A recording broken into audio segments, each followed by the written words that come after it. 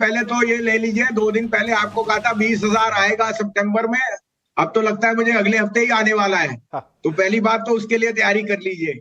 और आपको बताऊं, जैसे आपको कहा लार्ज कैप में Apollo, ICICI, Reliance, they will lead. HDFC bank is now showing colour on expected inflows.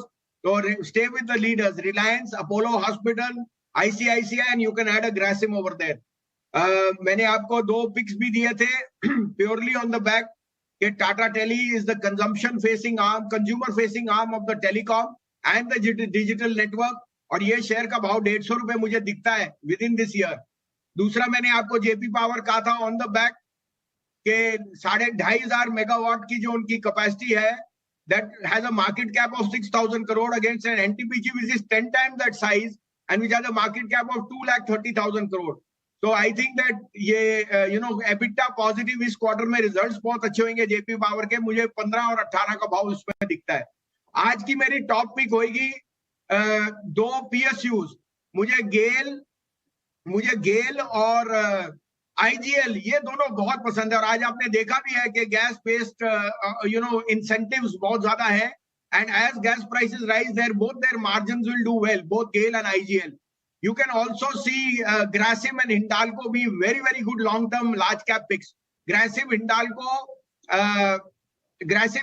in the large cap, GAIL and IGL in the mid cap, and with both these middle will be Concor.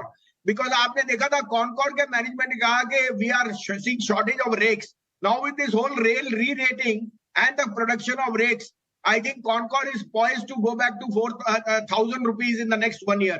Because the management is very optimistic on the business and the volume. All they were having a problem was with the rakes. और ये सब अब address होने वाला है। बहुत शुक्रिया, बहुत बढ़िया स्टॉक आइडियाज देते हुए।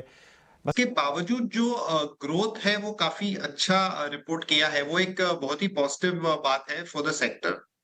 और डेफिनेटली मैं समझता हूँ कि जो स्टार हेल्थ है उसके अंदर एक पॉजिटिव व्यू डेफिनेटली लेना चाहिए। मेरे ख्याल से ये एक ऐसी कंपनी है जहां पे कि थोड़ा वैल्यूएशन का भी कंफर्ट है और ग्रेजुअली कंपनी मार्केट शेयर थोड़ा सा इम्प्रूव कर रही है। तो वो पर्सपेक्टिव से मुझे लगता है कि star health would be one stock जो आप एक पोर्टफोलियो स्टॉक के तौर पे अपने पोर्टफोलियो में ऐड कर सकते हैं।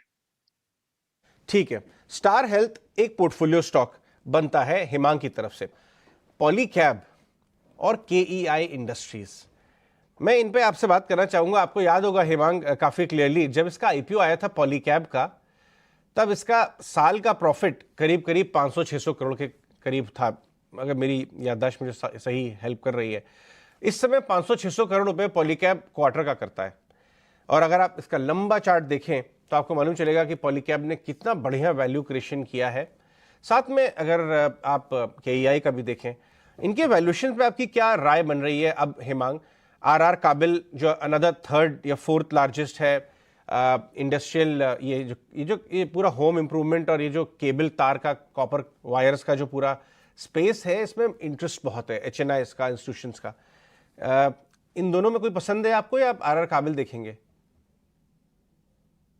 ये पूरा जो स्पेस है उसमें हमने एक बहुत बड़ा री रेटिंग देखा है। Not only performance of the company जो है वो काफी बेहतर रिपोर्ट किया है, उसके अलावा part of the move in Polycab जो एमएससीआई का जो मिड कैप इंडेक्स है उसमें भी उसका वेट बढ़ा था, तो उसके कारण भी थोड़ा सा इंक्रीमेंटल इम्पैक्ट हमें देखने को मिला था। तो सेगमेंट काफी इंटरेस्टिंग है। जब कोई एक अच्छा आईपीओ आता है तो हम सब जानते हैं कि किस तरह का एक्साइटमेंट जो एग्जिस्टिंग इनकम्बेंट प्लेयर्स है उसके ऊपर आता है। तो परफॉर्मेंस जहां तक ये सेक्टर का अच्छा रहेगा, मैं समझता हूँ कि वैल्यूएशंस थोड़े महंगे हैं। पॉलीकैब अभी मिड कैप या स्मॉल कैप कंपनी एक्चुअली नहीं रहा है, वो लगभग 78,000 करोड़ का मार्केट कैप हो चुका है। हालांकि कंपनी बहुत ही अच्छा परफॉर्मेंस भी दे रही है सामने। तो मुझे लगता है कि at least from a short term technical या मोमेंटम पर्सपेक्टिव से ये कंपनीज में ध्यान रखना चाहिए। पॉलीकैब डेफिनेटली ज्यादा प्रेफर्ड है कंपेयर टू केईआई। और आरआर बेल जो है वो मुझे लगता है कि बहुत ही एक दमदार उसके अंदर लिस्टिंग भी होगा, और जो रिटेल पार्टिसिपेशन है, एचएनआई पार्टिसिपेशन है, QIP है, उसमें भी बहुत ही अच्छा पार्टिसिपेशन होगा। तो वो वहां पे भी एक निवेश करने का रिटेल इन्वेस्टर्स के लिए मौका है। डेफिनेटली कैप गुड्स और उसके रिलेटेड जो सारा थीम है, whether it is construction, infra, ये सारा जो थीम है वो काफी अच्छा मोमेंटम में दिख रहा है और इंक्रीमेंटल पॉजिटिव न्यूज फ्लो भी आ रहा है, whether it is in terms of order inflow या जो गवर्नमेंट की तरफ से भी जो रिफॉर्म्स और जो ऑर्डर रिलेटेड अनाउंसमेंट्स है वो लगातार जारी है। तो मैं समझता हूँ कि वैल्यूएशन वाइज थोड़ा सा कंफर्ट नहीं है, क्योंकि लगभग 1 से 1.5 साल में बहुत बड़ा हम रन अप देख चुके हैं।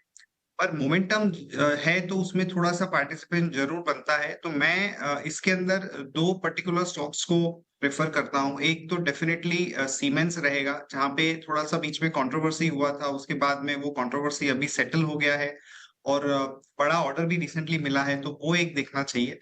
और उसके अलावा जो डिफेंस रिलेटेड कंपनीज है, भारत इलेक्ट्रॉनिक्स, HAL, ये दोनों में भी मुझे लगता है कि एक बड़ा थीम है। और जिस तरह से हमने शिप बिल्डिंग या शिप कंपनीज के अंदर जिस तरह का मोमेंटम देखा था, वैसा मोमेंटम हमें ये डिफेंस स्टॉक्स में भी देखने को मिल सकता है। एक तो ये है कि महिंद्रा ने एक छोटा सा स्टेक लिया है, पर उन्होंने बहुत क्लियरली बताया कि उनके कोई ऐसे बड़े प्लान्स नहीं है कंपनी को मर्ज करने के या बैंकिंग सेक्टर के अंदर एक्टिवली पार्टिसिपेट करने के लिए। तो वो मैं समझता हूँ कि काफी हद तक नोन है और कुछ उसका इंक्रीमेंटल ट्रिगर मैं नहीं देख रहा हूँ। जहां तक की परफॉर्मेंस की बात है तो डेफिनेटली थोड़ा सा इम्प्रूवमेंट हमने देखा है। बीच में काफी क्वार्टर्स तक क्लैरिटी नहीं आ रही थी, मैनेजमेंट के रिलेटेड भी थोड़े से अनसर्टेनिटी थी कि करंट मैनेजमेंट जाने के बाद कौन आएगा और किस तरह के नंबर्स देखने को मिलेंगे। थोड़े सा इम्प्रूवमेंट है। तो अगर कोई थोड़ा सा हाई बीटा स्पेस के अंदर जाना चाहे, जो कि जहां पे की वैल्यूएशन की कंफर्ट है, तो उसमें डेफिनेटली मैं RBL बैंक को एक स्टॉक के तरीके से देखूंगा। पर डेफिनेटली ये कोई हाई क्वालिटी नहीं है। अगर आपको हाई क्वालिटी में थोड़ा सा जाना है जो मिड साइज बैंक है, तो मैं जरूर ये पसंद करूंगा। I would go with IDFC first और अ फेडरल बैंक, जहां पे की नंबर्स और वैल्यूएशन दोनों की कंफर्ट है। अगर आपको थोड़ा सा हाई बीटा लो वैल्यूएशन में जाना है तो ही RBL बैंक में जाना चाहिए।